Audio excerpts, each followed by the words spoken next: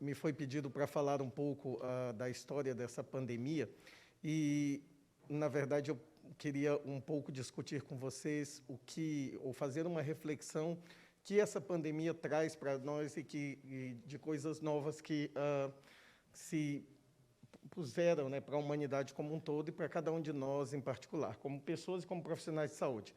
Mas antes eu quero lembrar, né, de que Auschwitz foi um campo de concentração entre 1939 e 45, na Polônia, um pouco a uns 70 quilômetros de Cracóvia, onde literalmente milhões de judeus morreram.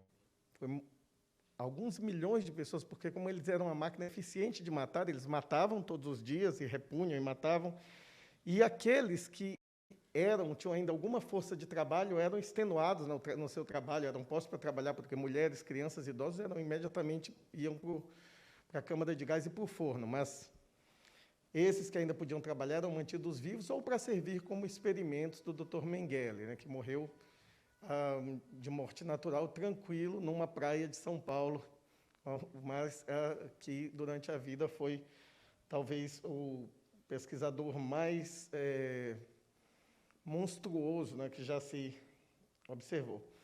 E aquilo que o Dr. Mengele escapou, que foi o julgamento de Nuremberg, um julgamento que foi feito logo entre 1945, novembro de 45 e fevereiro de 46, em que foram julgados os grandes criminosos de guerra.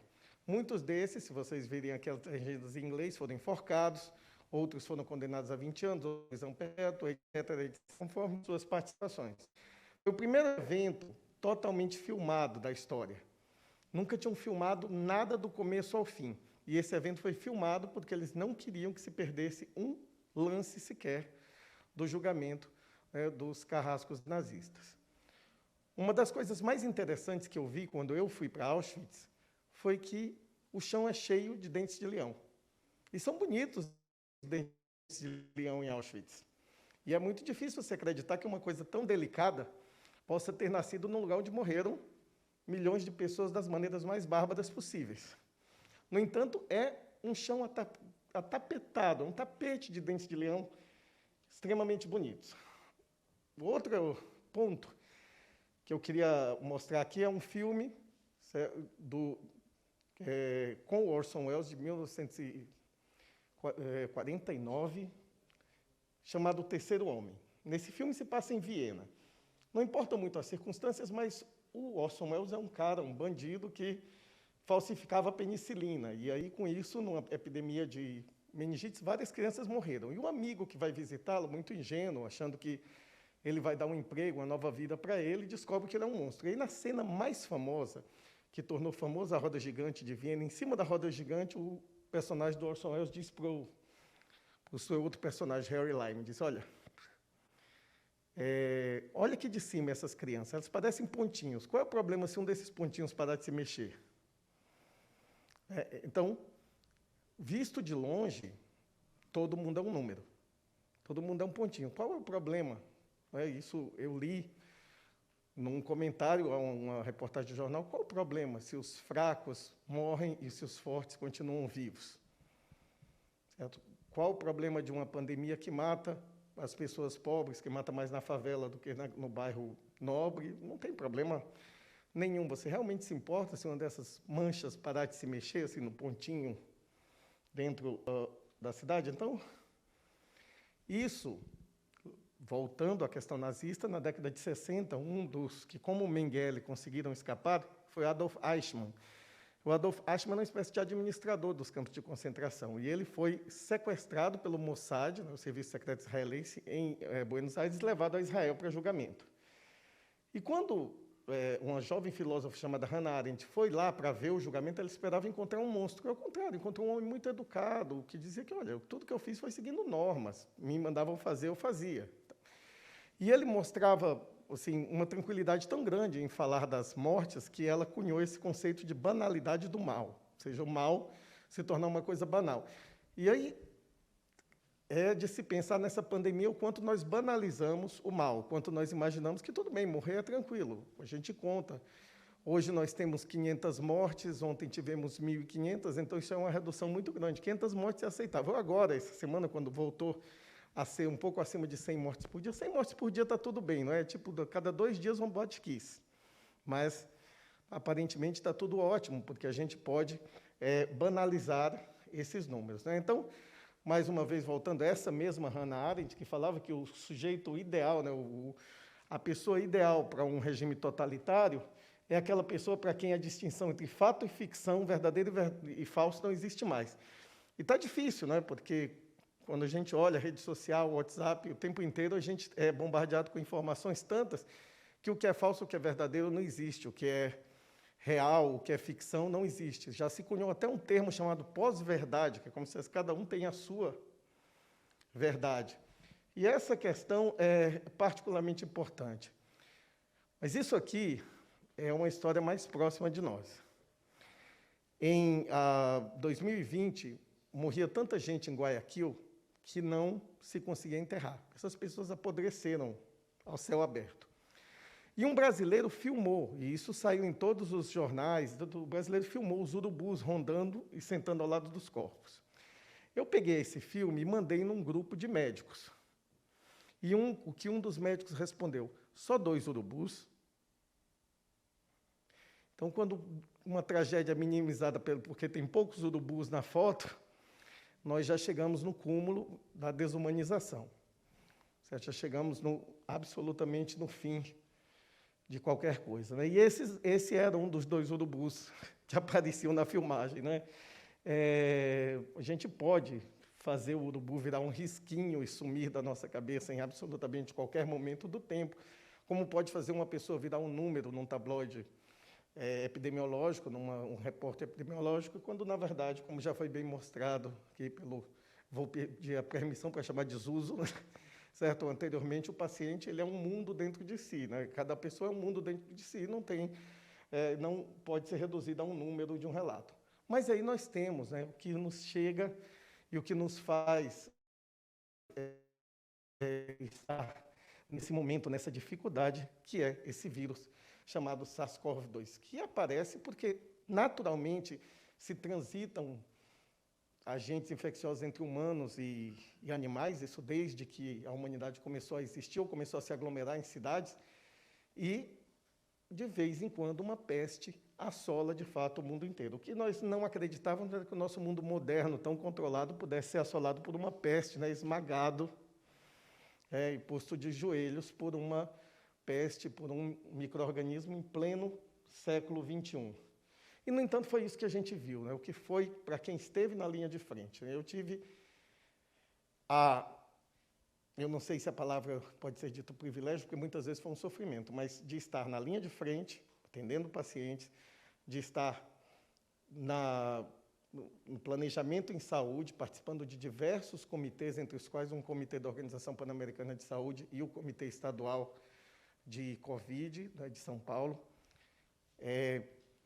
e fiz também pesquisa, o que eu considero importante, mas secundário, com a Covid-19. Mas, profundamente, quando começou a Covid-19, eu vi que a gente estava diante de uma crise humanitária. A primeira coisa que eu fiz, porque o lockdown dá uma coragem imensa para a gente, foi pegar o e-mail de todos os filósofos da ciência que eu conheci e mandar e-mail para eles. E, curiosamente, alguns retornaram, e, curiosamente, alguns marcaram uma conversa comigo, e aí eu pude ter conversas muito interessantes sobre a pandemia com algumas pessoas que traziam visões diferentes. Mas, ao mesmo tempo, isso não ia muito adiante, porque a gente estava muito, muito, muito sobrecarregado de várias coisas. A gente estava justificando o lockdown e tendo que dialogar com uma série de afirmações quase científicas. E aí, nesse ponto, um livro que foi lançado em janeiro de 2020, que eu acho absolutamente profético, porque ele é do MIT Press, chamado Ciência e a Produção de Ignorância, ele mostra como você pode fazer pesquisas para criar ignorância. Não é fraude. Por exemplo, a indústria do tabaco, ela investe em pesquisa de qualquer coisa que cause câncer que não seja tabaco, para que as pessoas cheguem à conclusão de que vírus causa câncer, isso causa câncer, qual é o problema eu fumar? Né? Então, não é fraude, é a pesquisa seletiva ou a escolha seletiva do que você acreditar. E aí você vai dizer, mas isso não acontece, né? E eu vou mostrar que sim, acontece. A outra questão, e que isso diz respeito a esse livro do lado direito aqui, que é um livro de 2008, e que naturalmente, agora, em 2022, saiu uma nova edição, que chama-se O Paciente como Vítima e Vetor, dizendo que cada pessoa ela não só adquire a doença, mas ela também tem uma responsabilidade sobre a transmissão para os outros. E isso isso mostra que, embora a autonomia seja um princípio importante da humanidade, esse princípio surge depois de Auschwitz, exatamente na Declaração de Helsinki, que diz que todo ser humano é autônomo, mas em algum momento, quando a autonomia ela representa um dano, um risco para a coletividade, ela tem que ser repensada como havendo outros princípios a que ela se subordina, como a beneficência, a não maleficência. E aí nós vamos dizer, mas não existe produção de ignorância. Esta imagem, que é a imagem do site oficial do governo do Brasil, é uma produção de ignorância. Vejam que, quando você olha para essa imagem, isso aqui eu fiz um print hoje, à tarde. Quando você olha para essa imagem, a primeira coisa que você vê, o teu olhar é levado para uma caixa verde, onde existe um número chamado número de pessoas recuperadas, que não tem importância nenhuma epidemiologicamente. Não aciona risco, não é razão para você fazer campanha de vacinação, para você se proteger, apenas é o número de pessoas recuperadas. É feito para dar um otimismo, a maior parte das pessoas se recupera. Depois, o número de casos. Por fim, com uma letra muito pequena, aqui até está parecendo que é grande, mas não acredite, na tela é pequeno, que só comunistas com uma lupa conseguem ver, está o número de mortos. Então, isso é você usar dados verdadeiros para produzir ignorância. O layout disso aqui não é inocente. Isso aqui teve uma pessoa de marketing, algum cara de marketing que bolou essa imagem aqui. Pois eu considero isso aqui absolutamente terrível, né? E a gente precisa, como em outras coisas, apagar da nossa memória esses dias. No entanto, quem a gente não pode apagar da memória é o outro monstro que voltou com a pandemia, que é a fome. Certo? A fome, ela vinha sendo combatida no Brasil há pelo menos uns 30 anos. Tinha programas da Ruth Cardoso, que era a esposa do Fernando Henrique Cardoso, já no sentido de reduzir e erradicar a fome. Então, a luta contra a fome não era uma coisa de um partido A ou de um partido B, era uma coisa que estava sendo assumida pelo Estado. Mas hoje, você vê a fome e você não faz nada. No dia 21 de abril, era uma quinta-feira, eu estava na Avenida Paulista, vendo as pessoas passearem com seus cachorros muito bem alimentados ao lado de uma horda de mendigos que não comiam 1/10 do que aqueles cachorros comiam.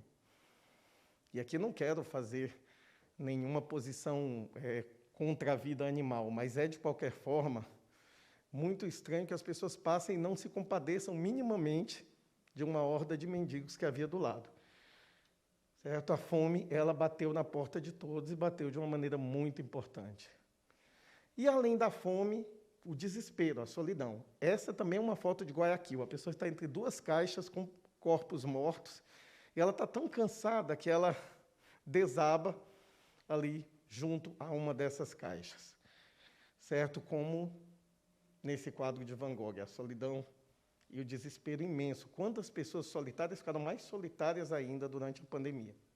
Isso é um aspecto importante da pandemia que tem, claro, sido estudado, mas talvez não sido abordado na vida real com toda a força que ele merece. Enquanto isso, os nossos influencers que podiam fugir para uma ilha deserta paradisíaca, né, ou podiam levar seus amigos testados para essas ilhas, ficavam fazendo festins e demonstrando ostensivamente em suas redes sociais o quanto eles podiam ser felizes, já que tinham dinheiro, né, enquanto a maioria das pessoas estava à mercê do vírus, né, da possibilidade de ter uma doença grave. E os profissionais da saúde exaustos.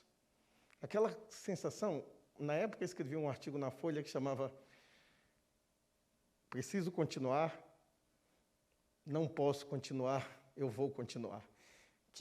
São as frases finais do livro do Samuel Beckett, que é um dramaturgo. Ele é irlandês, mas escrevia em francês. E de um livro chamado O Inominável. Você sente que você não dá mais de si, você não aguenta mais, mas, por outro lado, está ali. O paciente está chegando. Os casos graves estão vindo. E essa exaustão, a exaustão de estar do lado do paciente, entubando os pacientes, vendo as pessoas sofrerem e morrerem, ela pesou fortemente sobre os profissionais de saúde. Eu acho que todos nós, eu sempre digo de mim que daqui a alguns anos eu vou pensar exatamente como aqueles veteranos do Vietnã que voltaram de guerra e todos têm um trauma de guerra e trazem uma série de frustrações e uma série de danos psiquiátricos e tenho certeza absoluta que eu sou um sequelado por conta da Covid. Eu não tive Covid ainda, certo? Mas sou um sequelado da pandemia. E a gente foi, né? Isso aqui é uma foto do comitê de contingência, a gente foi no comitê de contingência tentar convencer o governador de uma série de questões, muitas vezes brigar com o governador, até que o governador decretou um divórcio amigável com o centro de contingência e nos desmobilizou. Enquanto nos poderes maiores corriam atrás das emas para convencê-las, certo? Do quanto era importante tratar com cloroquina, né? E aí chama a atenção e assusta que uma pesquisa recente da Datafolha mostrou que 2 entre cada 3 médicos acreditam em cloroquina e ivermectina. Certo? O que é algo absolutamente assustador, né, quando nós pensamos exatamente nessa situação e nessa foto, que é uma foto que correu o mundo absolutamente nonsense. Mas nós não, nós estávamos respondendo, né, com todas essas dificuldades, o que a gente, às vezes, estava no meio do plantão, e aqui na infectologia, todo mundo sabe, tem aquela varandinha ali da enfermaria, e a gente olhava para frente, olha para frente e vê o MION, que é o ambulatório, né, de obstetrícia, ortopedia, etc., e pediatria, e a gente vê o hemocentro. E, às vezes, meia-noite e meia, a gente via a professora Regiane, que é uma professora da Faculdade de Ciências Agronômicas, que não ganha nada para isso, saindo, porque ficava o dia inteiro fazendo exames, correndo os exames para que não faltasse. E fez com que Botucatu fosse o lugar com o menor tempo de circulação do exame. Entre chegar, a pessoa ter sintoma e ter um resultado na mão, era o mais rápido de São Paulo. Sei disso com propriedade, porque essas análises eram feitas pelo comitê de contingência continuamente. E o Hospital das Clínicas, que fez com que Botucatu tivesse uma letalidade, ou seja, quem tinha Covid e morreu, a proporção que morreu, chega a ser quase metade, né, de outras cidades paulistas do mesmo porte. Então, graças à Faculdade de Medicina e ao hospital que fizeram alguma coisa, houve uma diferença. Algumas pessoas puderam voltar para suas famílias que não voltariam em condições diferentes. Pudemos, né, isso é uma coisa, preparar aquela campanha de vacinação em massa, né, um projeto de pesquisa que vacinou toda Botucatu, e fez com que, né, Botucatu se tornasse também uma cidade orgulhosa de ser uma cidade mais vacinada, talvez, do Brasil, ainda hoje, com o maior percentual de adesão à vacinação, é a cidade de Botucatu. Então, nós pudemos, felizmente, colaborar para que isso acontecesse e, né, que Botucatu se tornasse, né, uma espécie de, com todos os problemas, ainda uma ilha de tranquilidade dentro da situação da Covid. Mas a pergunta é, o que nós aprendemos? Porque a Covid não foi a primeira pandemia. Isso aqui é uma foto famosa da gripe espanhola. Um galpão adaptado para ser um hospital para pacientes que estavam medianamente graves com gripe espanhola. Vejam a quantidade de pessoas internadas, né? Hospital de campanha, máscaras, todos de máscaras como nós, mas isso é 1918. E a febre amarela, né? A febre amarela já aconteceu aqui, já aconteceu em São Paulo, já aconteceu em vários lugares. E o que nós aprendemos com essas epidemias? O que nós trazemos para essa epidemia de Covid agora? E a mesma coisa pode ser perguntada, o que a gente fez, o que a gente aprendeu em relação à cólera, que mata todos os anos, e, na verdade, nós não aprendemos muita coisa, porque nós continuamos tendo gente que vive no lixo, do lixo, certo? E em condições degradantes de sobrevida e que são, quando chega uma peste, as primeiras pessoas a morrer, as primeiras. E aí é interessante, e você vê isso foi dito pelo presidente do Banco Central numa conversa que foi gravada e foi depois disponibilizada pelo Intercept, que o bom é que essa pandemia viesse, matasse quem tem que matar, logo, e depois fosse embora, porque assim a economia permanecia aquecida. Então, uma ideia absolutamente darwiniana de que o vírus veio fazer uma limpeza social, veio limpar o que é inconveniente. Isso é inconveniente. E aí o que a gente pergunta, a gente ganhou mais fé na ciência? É uma pergunta difícil, porque, em primeiro lugar, a função da ciência é duvidar. E nunca, como nesses 2 últimos anos, a ciência teve que bater na mesa e dizer, eu tenho certeza. E isso é muito complicado, porque a gente é treinado, como pesquisador, para duvidar. Mas quando a gente percebe que qualquer margem de dúvida é utilizada como um espaço para a venda de soluções milagrosas, aí a gente começa a ter que ensaiar um novo discurso, que infelizmente é um discurso ruim, chauvinista, um discurso absolutamente autorreferente, e eu espero que a gente esteja chegando em tempos mais calmos em que possa, de novo, começar a sentar e duvidar da ciência, certo? Mas, neste momento, a gente teve que se agarrar a ela. E ver, né, essas coisas terríveis de políticos junto com empresários da área do varejo, estimulando as pessoas a irem para as ruas, a se aglomerarem sem máscara, a se infectarem, enquanto outros lugares faziam, ao mesmo tempo, políticas muito diferentes, muito restritivas, né? E aí, assim, não tenho o que dizer, né? Eu sei que o Maí fica no meio dos dois, mas enquanto Bauru estourou de casos de Covid, Araraquara reduziu e conseguiu um controle muito impressionante com a sua estratégia. Então, voltando à questão, o problema é que o vírus chega pelas classes altas, mas o peso dele, o desastre dele, se faz exatamente na população que vive em condições mais vulneráveis, que vive aglomerada. Como você vai isolar uma pessoa que moram 5 num barraco? Certo? Essa é uma coisa absolutamente difícil e, como eu disse, né, é muito fácil ignorar. Aqui vou tentar, sem nenhum brilhantismo, fazer um link com o que foi falado aqui anteriormente pelos outros, ignorar o outro, fingir que o outro é inferior, ou até que o outro não importa, fazer a volta na pessoa que está ali na rua, né, é muito mais fácil, né, do que, né, de fato, você prestar atenção e tentar mexer em alguma coisa. Então, foram muitas mortes, certo? Não há como dizer que foram poucas mortes. Nós tivemos uma quantidade de mortes absolutamente assustadora. Nós tivemos seguramente, se nós fizermos a avaliação por conta da nossa dificuldade de diagnóstico, nós devemos ter chegado a 1 milhão de mortes. Certo? É muito provável que sim, embora os números estejam aí por volta de entre 600 e 700 mil, mas muito provavelmente chegamos a 1 milhão. E aí, nós temos algumas entidades que absolutamente se apropriaram do luto, como a Ordem dos Advogados do Brasil, e outras não. Quando o Brasil atingiu 100 mil mortes, só o CRM do Ceará fez uma nota de pesar, soltou uma nota de pesar. O novo presidente do CFM acaba de dizer que, na visão dele, Bolsonaro foi heróico no combate à pandemia. Isso também é uma coisa para a gente dobrar e jogar na lata do lixo da história. Mas o que é que eu quero para essas pessoas? Um tribunal de Nuremberg. Eu quero que todas essas pessoas, esses presidentes do Conselho Federal de Medicina, todos esses, um dia enfrentem um tribunal de criminosos contra a humanidade. Porque uma pandemia não é menos grave que uma guerra. Ela é só mais silenciosa. Mas ela é tão grave, tão séria como uma guerra. Então, o que é que eu desejo para vocês? Muitos dentes de leão, certo? Quando acabar a pandemia. Certo? Eu espero que todos tenham bastante dentes de leão, que a gente possa ter um tapete de flores onde a gente viu passar tanto sofrimento, assim como acontece em Auschwitz. E, particularmente, muita cerveja também. Tá certo? Bom, Boa noite para todos vocês. Obrigado pela atenção.